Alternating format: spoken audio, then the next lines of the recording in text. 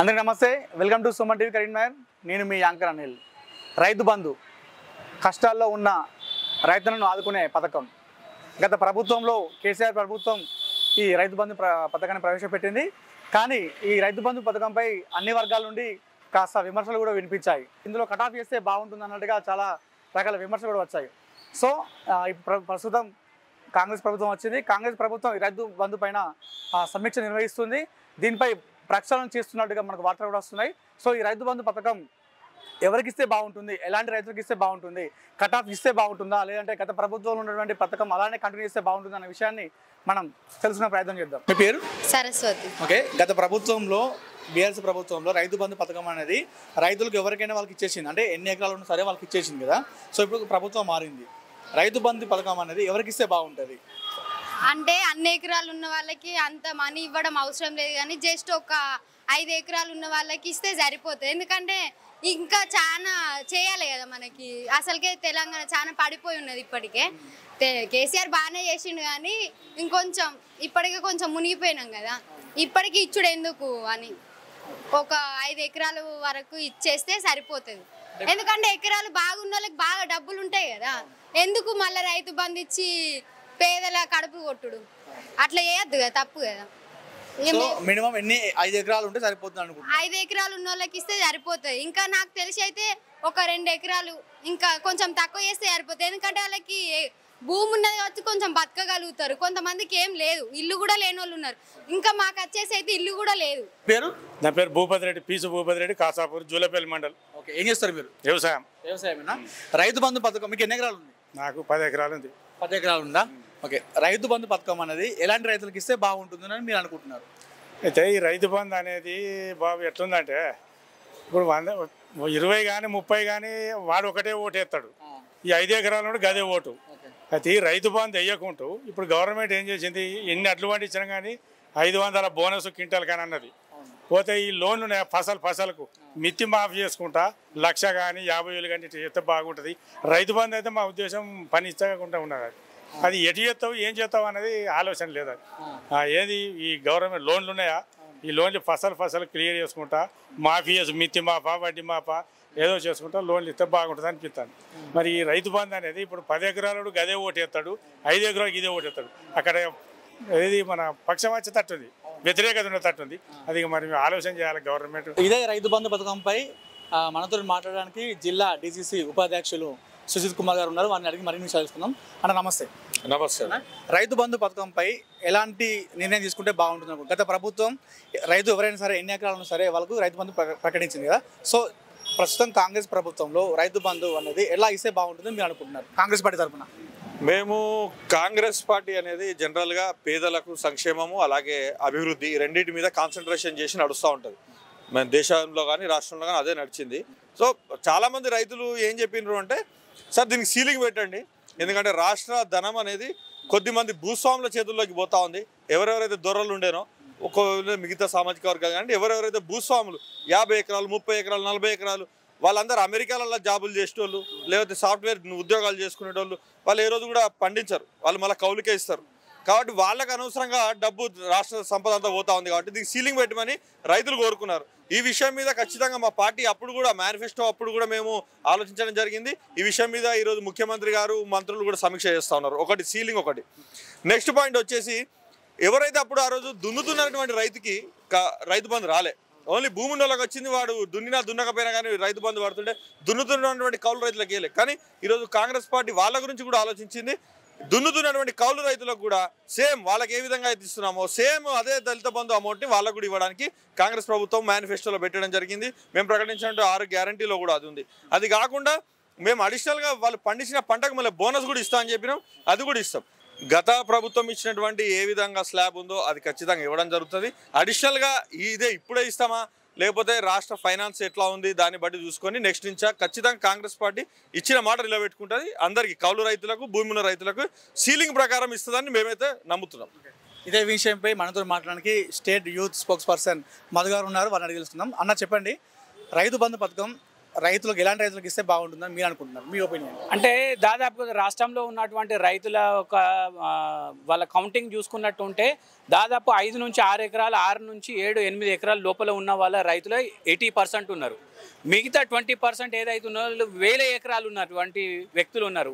వీళ్ళకు కాకుండా నిజమైన రైతు ఈ 5 ఎకరాలు 10 ఎకరాల లోపల ఉన్నటువంటి రైతు నిజంగా నాగలి బట్టి దున్ని వ్యవసాయం చేసుకొని పంట పండించి రాష్ట్రంలో ఉన్నటువంటి ప్రజలకు తినిపించేటువంటి వ్యక్తులు వీళ్ళకి ఇస్తే బాగుంటుంది అని చెప్పేసి మా యొక్క అభిప్రాయం. కట్ ఆఫ్ దాదాపు 6 నుంచి 8 ఎకరాల లోపల ఉన్నటువంటి రైతులకు ఇస్తే బాగుంటుంది. ప్రక్షాళన చేస్తే బాగుంటుంది. 5 ఎకరాలు 6 ఎకరాలు కటాఫ్ చేస్తే బాగుంటుంది మీరు అనుకుంటున్నారు? 5-6 ఎకరాలు లోపల ఉన్నటువంటి రైతు ఖచ్చితంగా 6-7 ఎకరాలు ఉన్నటువంటి రైతు ఖచ్చితంగా నాగలి బట్టి దున్ని పంట పండించేటువంటి రైతుకి ఇస్తే బాగుంటుంది.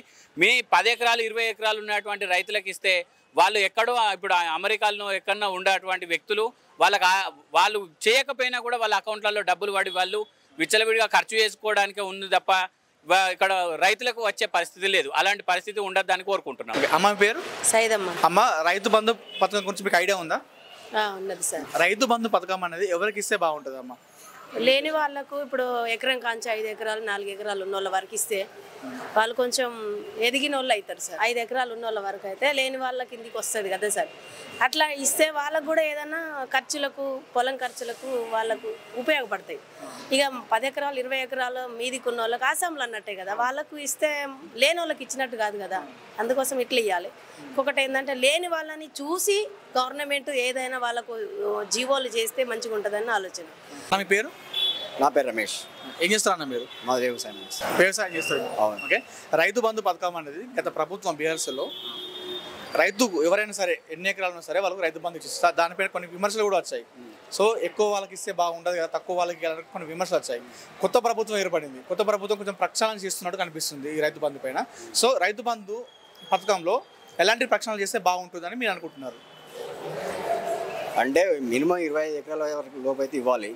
ఇక ఆ పైన అంటే కొంచెం ఇవ్వకుండా పర్లేదు, కానీ కంపల్సరీ 25 ఎకరాల వరకు అయితే ఇవ్వాలి. అంటే రైతు బంధు పథకం సరే ఇవ్వాల్సింది సరే, ఖచ్చితంగా ఇవ్వాలి. ఎందుకంటే రైతుకు ఎంతో కొంత ఆసరా నిలుస్తుంది రైతు బంధు పథకం అనేది.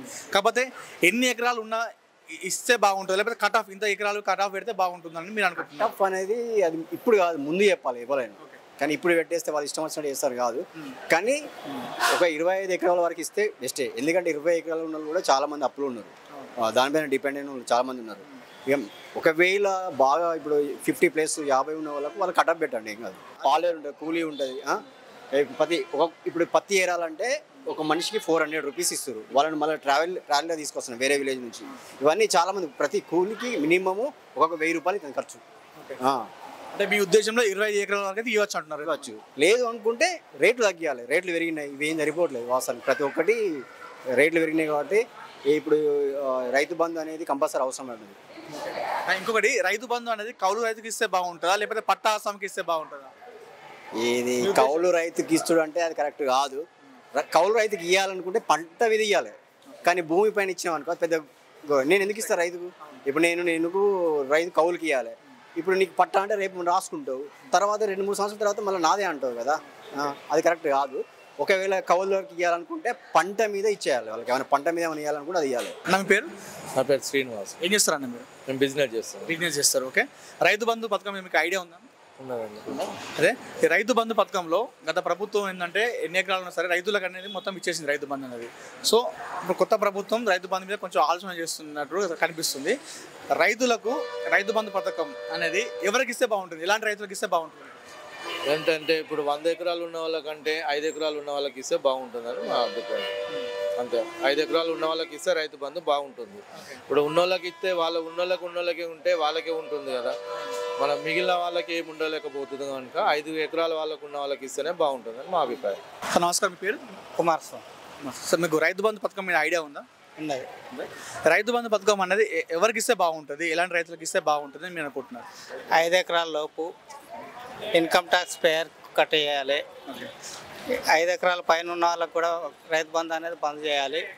బిజినెస్ హోల్డర్లకు, ఎంప్లాయీస్కు, ఎన్ఆర్ఐస్కు, మిగిలిన వీళ్ళందరికీ బంద్ చేసి ఎవరైతే నిజమైన రైతులు ఉన్నారో 5 ఎకరాల లోపు ఉన్న రైతులకు ఎవరైతే ఉన్నారో వాళ్ళకు సొంతంగా చేసుకునే వాళ్ళకే ఇవ్వాలి. అది కూడా కౌలుకిచ్చి ఓనర్లకు కాకుండా నిజమైన రైతుకే ఇచ్చినప్పుడు అది అందరికీ న్యాయం జరుగుతుంది. అంటే కౌలు రైతుకి ఇస్తే బాగుంటుందా లేదంటే పట్టా ఆసామికి ఇస్తే బాగుంటుంది? పట్టా ఆసామి ఎవరైతే చేస్తారో వాళ్ళకే ఇవ్వాలి. ఓకే. యజమాని అయినట్టయితే కౌలు రైతుకి ఇవ్వాలి. రైతు బంధు పథకంపై మనతో మాట్లాడడానికి సిపిఐ రైతు సంఘం నాయకులు మనతో ఉన్నారు. పైడిపల్లి రాజు, వాళ్ళని మరిన్ని విషయాలు తెలుసుకుందాం. అన్న చెప్పండి, రైతు బంధు పథకంలో ప్రభుత్వం ఎలాంటి రైతుకి ఇస్తే బాగుంటుందని మీరు అనుకుంటున్నారు? రైతు బంధు పథకం అనేది గత ప్రభుత్వం ఎకరాల కొద్ది లెక్కలేని ఎంత భూమి ఉన్నా కానీ వాళ్ళకు రైతు బంధు పథకం అనేది వర్తింపజేశారు. కానీ ఇప్పుడున్నటువంటి కాంగ్రెస్ ప్రభుత్వం దీనికి ఒక పరిమితి పెడతామని చెప్పారు.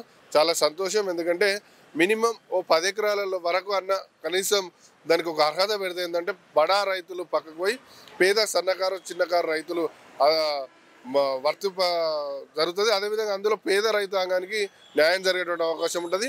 ఇంకా నా అభిప్రాయం ఏంటంటే ఈ 5 ఎకరాల లోపు వాళ్ళకు కొంచెం ఎక్కువ ఇచ్చి 5 పైన వాళ్ళకి కొంచెం తక్కువ ఇచ్చి సేమ్ 5 ఎకరాలకు ఎంత ఇస్తున్నా 10 ఎకరాలకు కూడా అంతిస్తే బాగుంటుందని చెప్పి నా యొక్క అభిప్రాయంగా మా రైతు సంఘం అభిప్రాయంగా తెలియజేస్తా ఉన్నాను.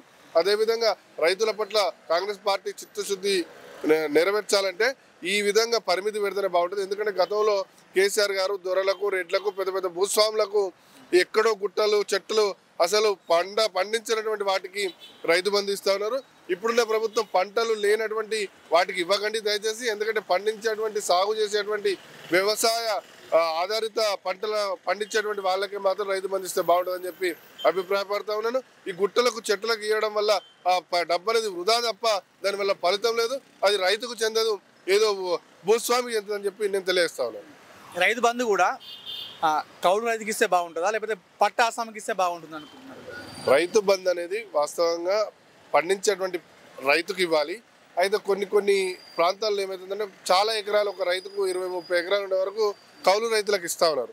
ఆ కౌలు రైతులు అంటే చిన్న కొందరు చేతగా కూడా 2-3 ఎకరాలు ఉన్న వాళ్ళు కూడా కౌలుకి ఇస్తా ఉన్నారు. అలాంటి వాటిలలో కొంచెం ఆలోచించాలి. ఈ పెద్ద 10 ఎకరాలు 20 ఎకరాలు చేసేటువంటి కౌలు రైతులకు మాత్రం ఇస్తే బాగుంటుంది. కౌలు రైతులను కూడా ఆదుకోవాల్సినటువంటి అవసరం ఉంది. నా పేరు అన్న సతీష్ కుమార్, వై సతీష్ కుమార్. రైతు బంధు పథకం అనేది ఎలాంటి రైతులకు ఇస్తే బాగుంటుందని మీరు అనుకుంటున్నారు? అంటే కటాఫ్ గత ప్రభుత్వంలో బీఆర్ఎస్ ప్రభుత్వంలో రైతులకు ఎవరైనా సరే వాళ్ళకి ఇచ్చేసింది కదా, ఇప్పుడు ఈ ప్రభుత్వం కొంచెం ప్రక్షాళన చేస్తూ ఉంటున్నది. సో కటాఫ్ చేస్తే బాగుంటుందా, ఎవరికైనా ఇవ్వచ్చా మీ ఉద్దేశంలో రైతు బంధు? నా ఉద్దేశంలో తెలంగాణ రైతాంగాన్ని ఆదుకోవడానికి ఒక కేసీఆర్ మంచి పథకాన్ని సృష్టించిండు. దానికి శ్రీకారం చుట్టి నిరంతరంగా ప్రతి వాళ్ళకి ఇచ్చిండు. రైతాంగంలో ఉన్న ప్రతి ఒక్క సామాన్య రైతుకు కానీ ఒక పెద్ద రైతులకు కానీ ప్రతి ఒక్కరికి ఈ పథకం వర్తింపజేసిండు. దానిలో నష్టపోయింది ఏం లేదు. ఎందుకంటే కల్టివేషన్ అనేది ఎక్స్టెన్షన్ అయింది. ఇక్కడ మన తెలంగాణలో సమృద్ధిగా నీళ్లున్నాయి. నీళ్లు కూడా ఒక కాళేశ్వరం ప్రాజెక్టు కట్టి ప్రతి రైతుకి సాగునీరు కూడా అందించింది కాబట్టి కల్టివేషన్ ఎక్స్టెండ్ అయింది. ఒకప్పుడు పెద్ద రైతు దగ్గర 20 ఎకరాల ఆసామి, 30 ఎకరాల ఆసామి, 50 ఎకరాల ఆసామి ఉన్నా కూడా అది పడవ ఉండే ఇన్ని రోజులు. ఈ ఒక రైతు బంధు పథకం ద్వారా ఒక వాళ్ళకి చేయూతనిచ్చింది, ఒక ఊతం ఇచ్చింది. ఓకే, ఇప్పుడు విస్తరణలోకి ప్రతి వ్యవసాయ రంగం అనేది విస్తరణలోకి వచ్చి సాగు వ్యయం పెరిగినా కూడా ఈ ప్రభుత్వం ద్వారా వచ్చే పథకం ద్వారా చాలామంది రైతులు చాలా లాభపడ్డారు. ఈరోజు తెలంగాణ దేశ పరిస్థితుల్లో భిన్నంగా ఉంది. ఎట్లుంది అంటే ఒక వ్యవసాయ రంగంలో చాలా ఉత్పత్తి జరిగింది. ఇక్కడ ఒక దేశానికి అన్నం పెట్టే స్థాయికి తెలంగాణ రాష్ట్రం ఎదిగిందని అనుకుంటున్నా. ఒక 10 ఎకరాల లోపు ఇస్తే బెటరే, దాన్ని కూడా యాక్సెప్ట్ చేస్తాం. ఎందుకంటే మేము ఒక చిన్న సన్నకారు రైతులమే. మేము రైతు కష్టం ఏంటో మాకు తెలుసు.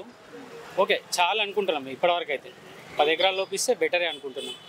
రైతు బంధు పథకంపై మనతో మాట్లాడడానికి బీఆర్ఎస్ నాయకులు వంశధర్ రెడ్డి ఉన్నారు. వాళ్ళని అడిగి మరిన్ని విషయాలు తెలుసుకున్నాం. అన్న నమస్తే.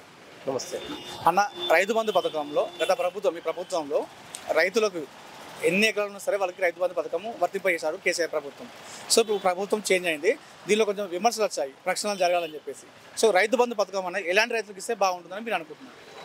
గత ప్రభుత్వం తెలంగాణ రాష్ట్రం నూతనంగా ఏర్పడిన తర్వాత ఇప్పుడు భారత రాష్ట్రం టీఆర్ఎస్ అధికారం రావడం జరిగింది.